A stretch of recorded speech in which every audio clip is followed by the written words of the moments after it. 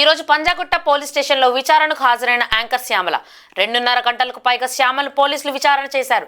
ఇక విచారణ అనంతరం శ్యామల మీడియాతో మాట్లాడుతూ విచారణ సమయంలో మాట్లాడడం సమంజసం కాదని పేర్కొన్నారు. పోలీసుల విచారణకు తాను పూర్తి స్థాయిలో సహకరిస్తున్నానన్నారు. బెట్టింగ్ యాప్స్ ద్వారా చనిపోయిన వారిని ఎవరూ భర్తీ చేయలేరు. బెట్టింగ్ యాప్స్ బెట్టింగ్లకు పాల్పడటం తప్పు అని ఆమె తెలిపారు. అందరికీ నమస్తే. I respect your time. అందరూ చాలాసేపు నుంచి వెయిట్ చేస్తున్నారు. ఇన్వెస్టిగేషన్ జరుగుతోంది, మీ అందరికీ తెలుసు. విషయం కోర్టులో ఉంది. సో దీని గురించి ప్రస్తుతము మాట్లాడడం అన్అఫీషియల్ అవుతుంది. ఆ విషయం నాకంటే బాగా మీకే తెలుసు. సో డెఫినెట్గా మేము ఇన్వెస్టిగేషన్కి కోఆపరేట్ చేస్తున్నాము.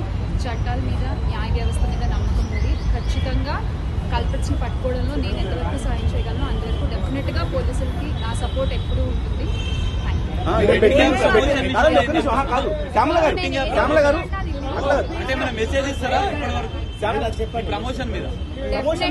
డెఫినెట్ గా ఇది తప్పు. అండ్ ఆ కుటుంబాలకు ఎవరైతే నష్టపోయారో వాళ్ళకు కూడా ఖచ్చితంగా ఆ లోటు ఎవరు తీర్చలేనిది.